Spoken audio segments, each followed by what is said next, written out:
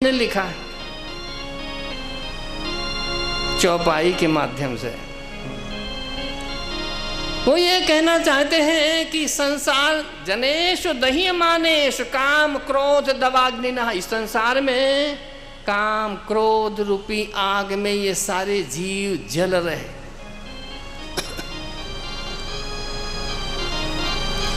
जिधर भी जाते हैं थोड़ा सा कहीं सुख दिखाई देता है, थोड़े समय के बाद फिर वैसे के वैसे, फिर दूसरी चीज में एक पूरी नहीं कर पाते, दूसरी खड़ी है सामने। एक समस्या से बाहर नहीं निकल पाए, दूसरी सामने खड़ी है।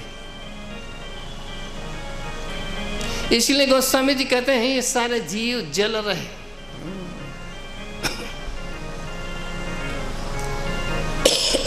बोलने में तो सब यही कहेंगे सब कुशल है, मंगल है, आनंद है। थोड़ी सी आवाज इसकी ओर बढ़ा दे, कहीं गया, कोई बात नहीं। तो लेकिन अंदर में जब टटोलोगे तो बहुत दुखी है,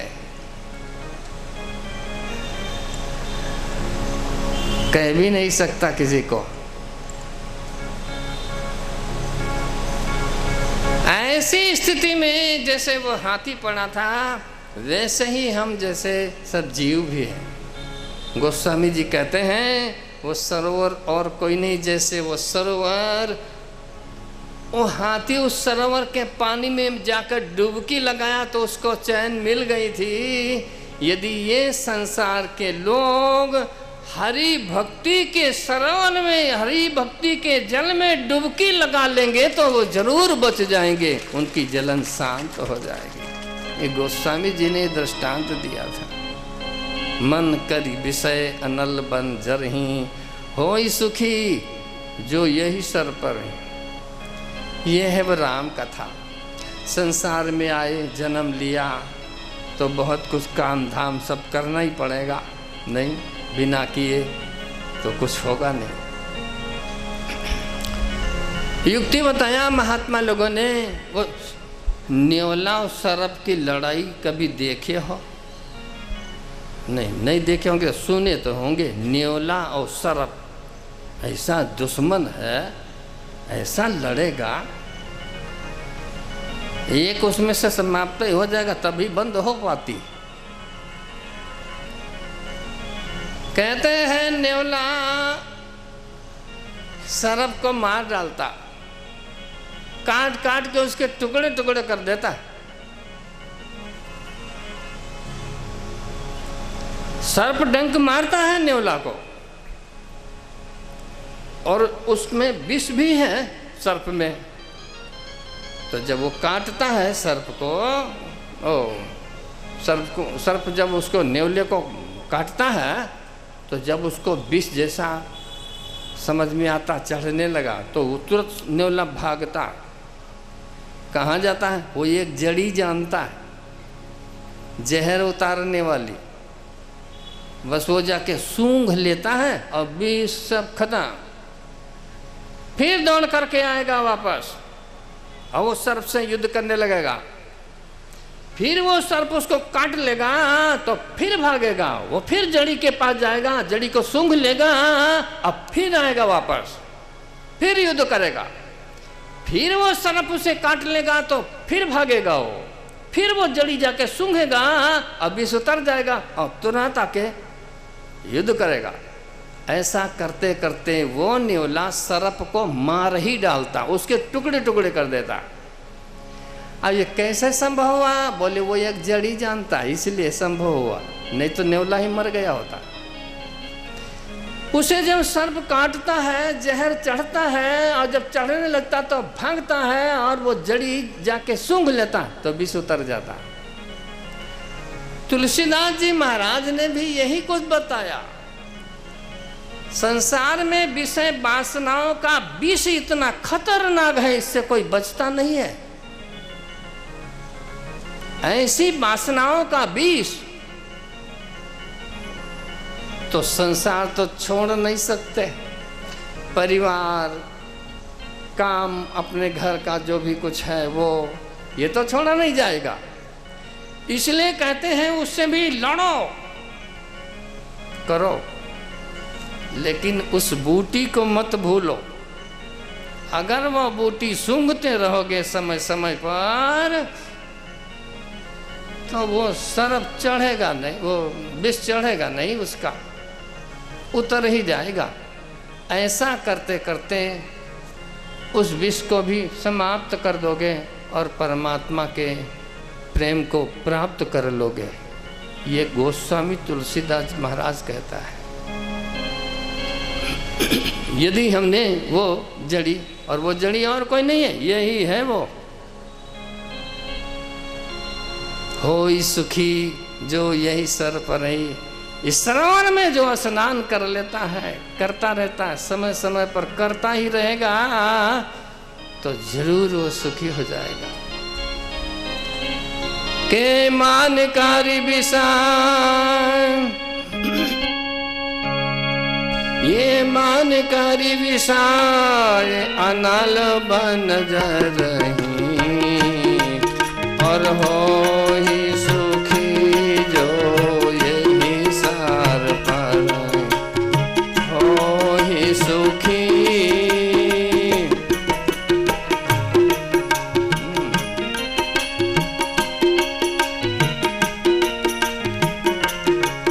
हे मान करी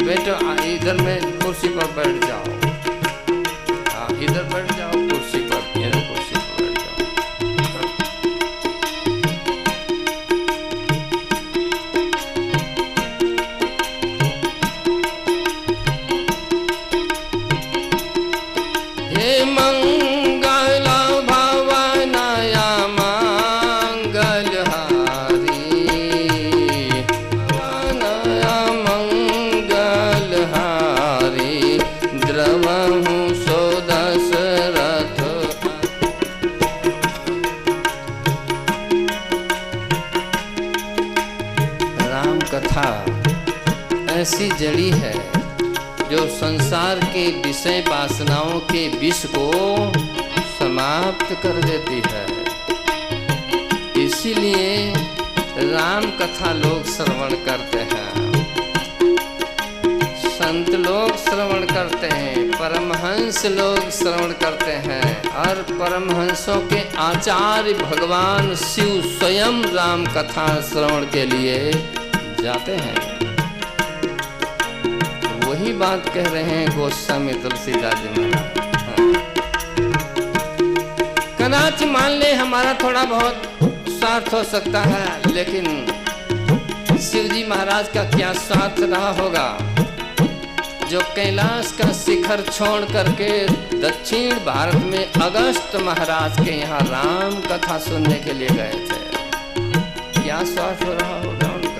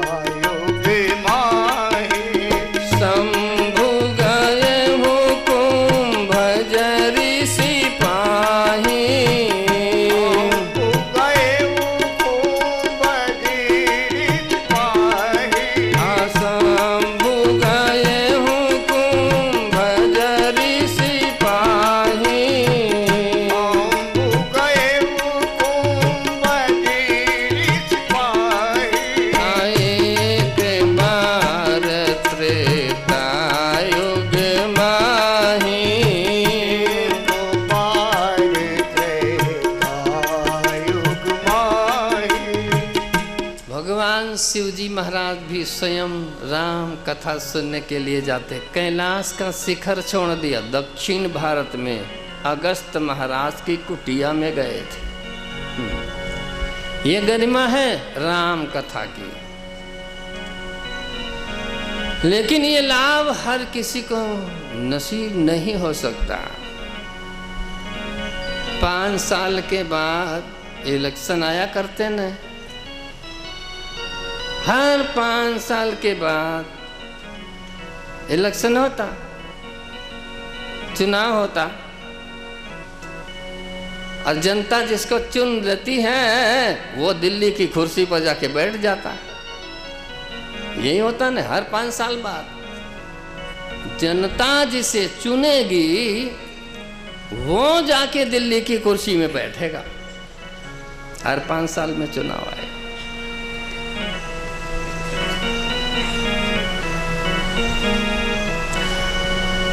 ये तो जनता का चुनाव है, वो जिसे चुने उसे पहुंचा देता है दिल्ली।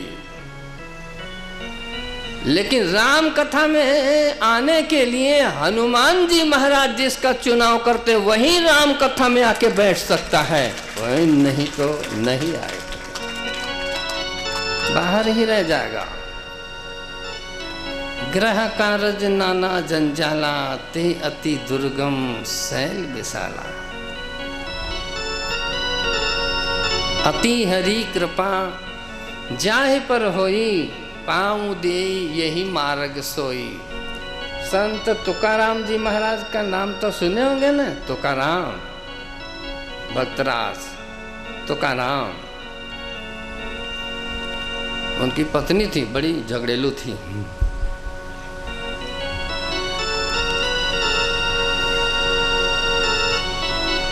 अंतिम समय जब आया तो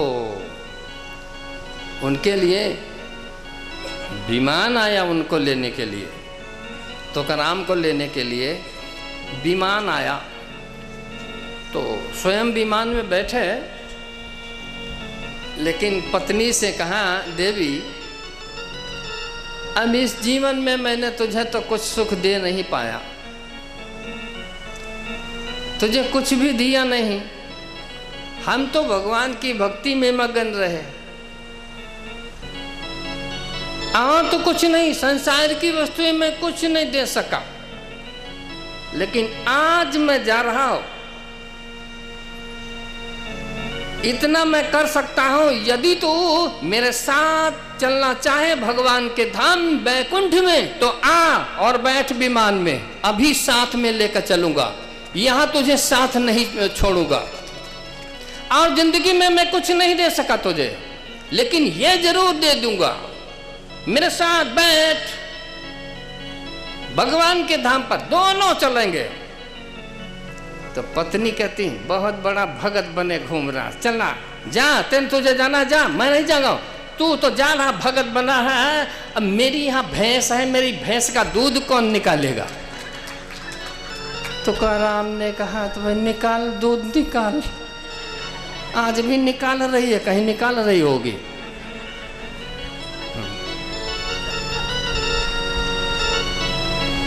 अति हरि कृपा जाहि पर होई, पाँव दे यही मार्ग सोई। परमात्मा जिस पर कृपा करता है वो ये लाभ ले पाता है। मंगल भवनय मंगल हारी,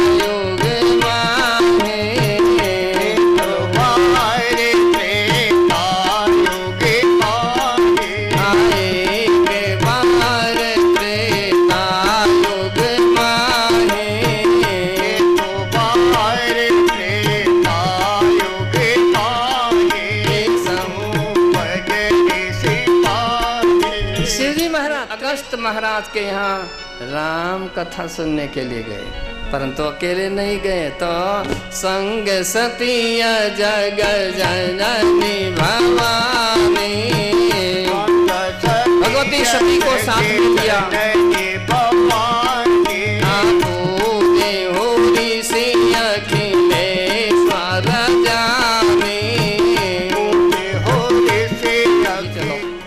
हम दोनों ये लाभ लेंगे, तो आगे शिव और पीछे सती। लेकिन ये अकेले ही क्यों नहीं चले गए?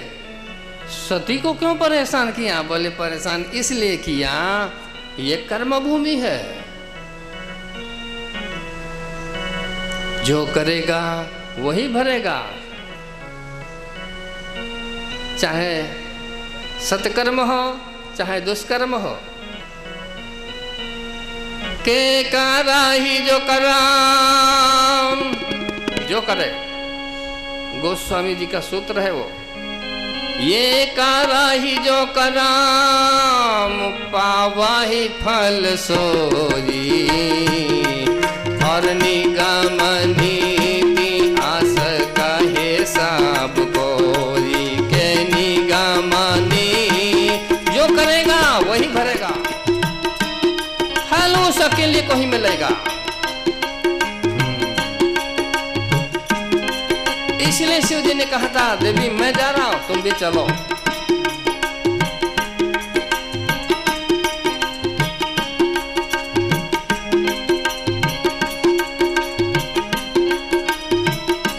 अनाभुक्तम न क्षीयन्ते जन्म कोटि शतैरपि, सैकड़ों जन्म हो जाए छीण नहीं हो सकते, वो भोगना ही पड़ेगा। हमने जो भी कुछ अच्छे बुरे कर्म किए,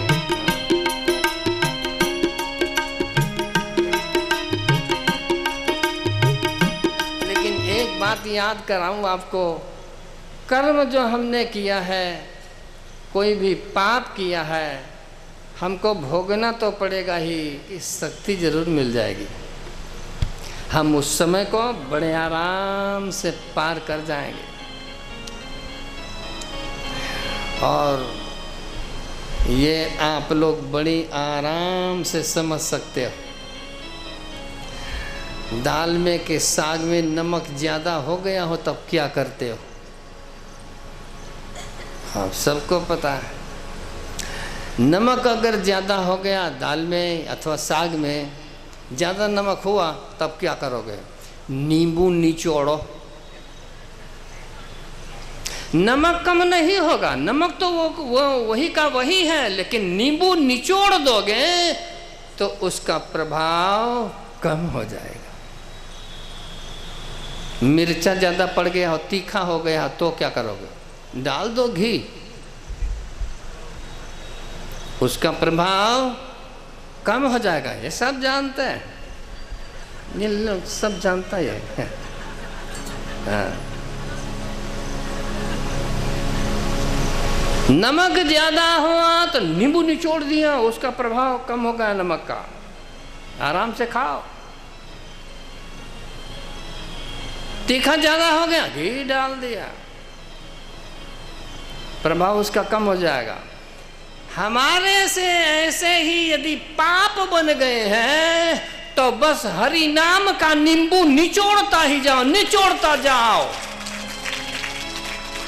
इन पापों का प्रभाव अपने आप कम हो जाएगा, हम बड़े आराम से इसको हम पार कर जाएंगे। उस समय को आएगा हमारे सामने जरूर, लेकिन हमको ज्यादा परेशानी का अनुभव नहीं होगा। यही कारण है हम भगवान की भक्ति करते हैं और उसे याद करते रहते हैं। जब याद करते कोई कभी किसी समय कुछ दुख के कुछ हमारे क्षण आ जाते हैं जीवन में, इस जन्म के या पिछले जन्मों के किए हुए कोई आ गए, अगर भगवान की भक्ति करते हैं तो परमात्मा हमको वो दुख सहन करने की शक्ति प्रदान कर देता है। हम आराम से उस समय को पार कर लेते हैं और पार होने के बाद फिर वैसे के वैसे सुखी हो जाएंगे। मंगल भवनय मंगल हारी,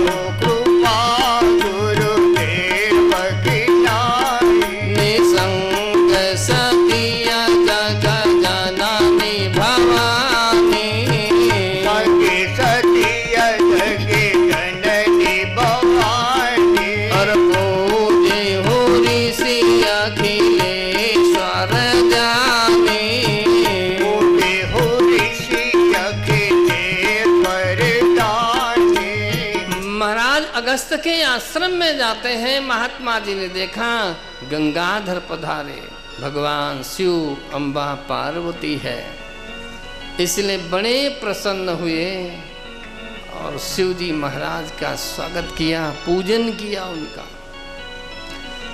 लेकिन सोच रहे थे साथ में माँ जगदम्बा भी आई है, लाओ माँ की भी पूजा कर लो। तो शिव जी की पूजा करके माता जी की भी पूजा करने लगे।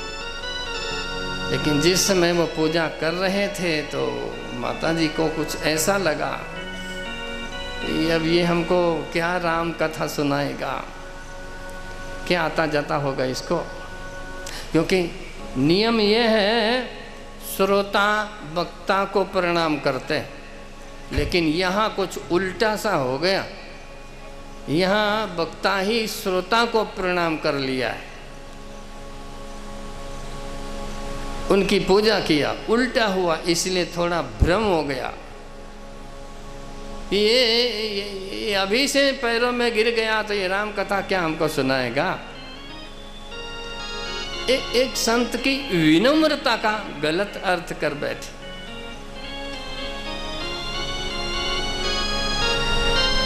बैठी रही, नहीं तो पूरी कथा शिव जी महाराज ने गाया के राम कथा, ये राम कथा मुनिवर जवखानी, हर सुनिय महेश परम सुख मानी, के सुनिय महेश। पूरी राम कथा अगस्त महाराज ने गाया है। श्रोता थे शिव और सती, लेकिन शिव जी महाराज ही सुन रहे थे।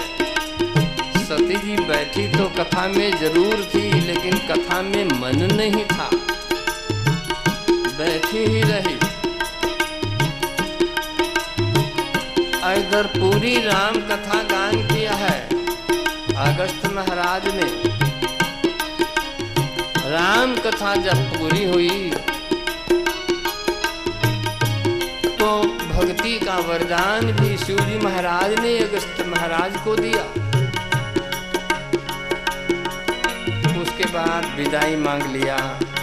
महात्मा जी, मैं आपके पास राम कथा सुनने के लिए आया था, आनंद आया, अब मुझे आज्ञा दो, कैलाश वापस जाऊंगा।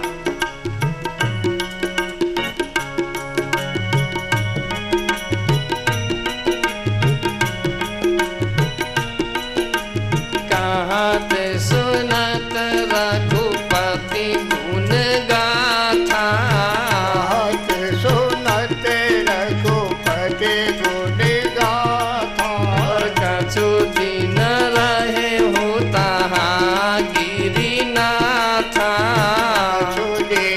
निवास किए तहाँ गिरिनाथा, मुनि सन विरह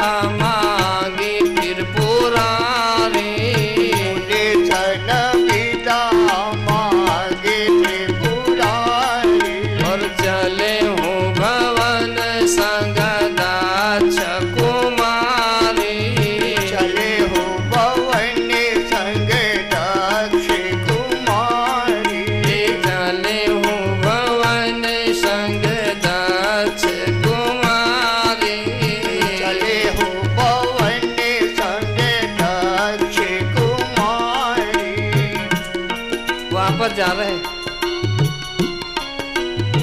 राम कथा सुनकर, लेकिन अपने प्रभु श्री राम को याद करते करते जाते हैं शिव।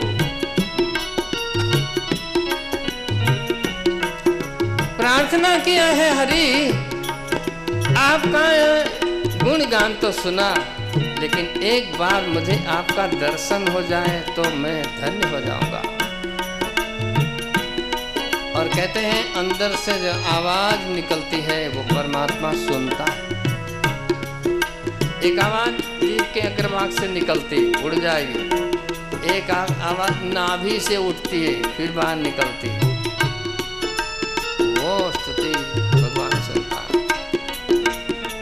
वाणी मन में विलीन हो जाए, मन बुद्धि में विलीन हो जाए, बुद्धि आत्मा में विलीन हो जाए, अब उस समय जो स्तुति करता है वह स्तुति परमात्मा जरूर सुनता है और तत्काल सुनता है, देर भी नहीं लगाएगा। शिव जी ने याद किया और वो त्रेता का युग था। राम जी का वनवास हो गया था, सीता जी का हरण भी हो गया था। राम और लक्ष्मण दोनों भाई सीता जी को ढूंढने के लिए निकले थे। रास्ते में ही मुलाकात हो गई, इधर से शिव और सती, उधर से राम और लक्ष्मण दोनों भाई। भगवान शिव जी महाराज ने जब देखा राम को, पहचान के तुरंत, ओ मेरे प्रभु। परंतु ये तो लीला करने के लिए आए, इस समय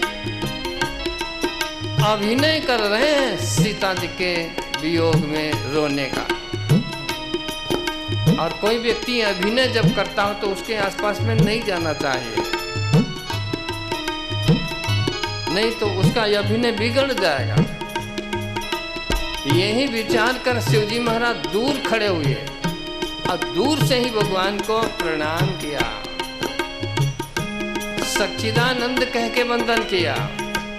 अब यहीं पर जब सच्चिदानंद कह के वंदन किया तो पार्वती जी को तुरंत शंका हो गई, ले अब ये राजकुमार पत्नी के वियोग में रो रहे और इनको सच्चिदानंद कह के प्रणाम करने लगे, ये कैसा सच्चिदानंद है।